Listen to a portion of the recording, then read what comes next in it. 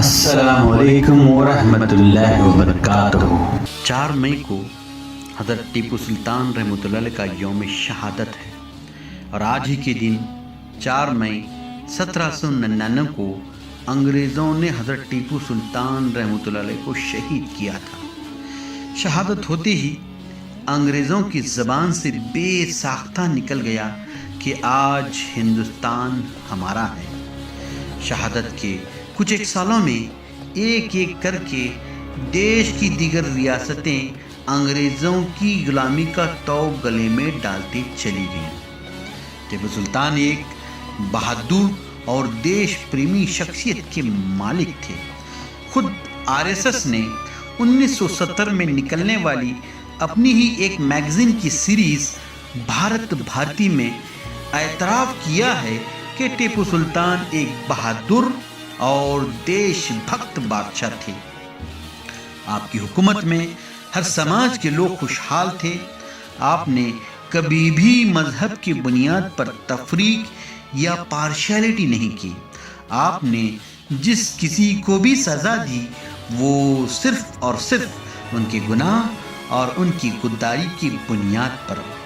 جہاں سلطان نے کرشنا راؤ کو موت کی سزا سنائی، وہیں عثمان شاہ کشمیری کو بھی غداری کی وجہ سے موت کے گھاٹ اتارا۔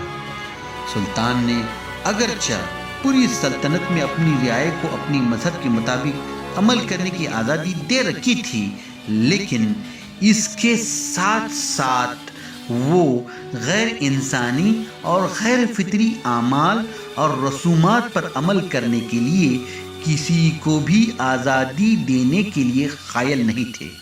اس کے لیے آپ نے جہاں مسلمانوں میں پائی جانے والی بدعات اور خرافات پر روک لگائی، وہیں ہندوؤں میں بھی پائے جانے والی غلط چیزوں پر بھی جو فطرت سے میل نہیں کھاتی تھی سختی سے روک لگا دی۔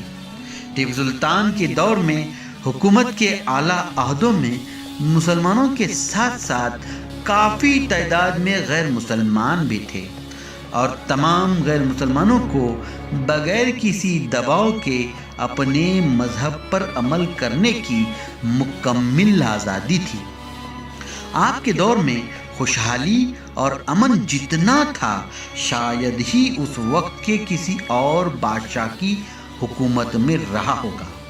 آپ نے کبھی بھی مذہب کی بنیاد پر ناانصافی نہیں کی۔ ایک مرتبہ آپ کو اپنے محل کے قریب مسجد کی تعمیر کرنی تھی۔ چونکہ محل کے قریب سری رنگناتھ کا مندر پہلے سے ہی موجود تھا اور قریب ہی مسجد بنانے سے پہلے ہندو سوامیوں اور عوام سے اس کی اجازت حاصل کی۔ اگر وہ چاہتے تو بغیر اجازت کے ہی بنوا سکتے تھے، لیکن آپ نے ایسا نہیں کیا۔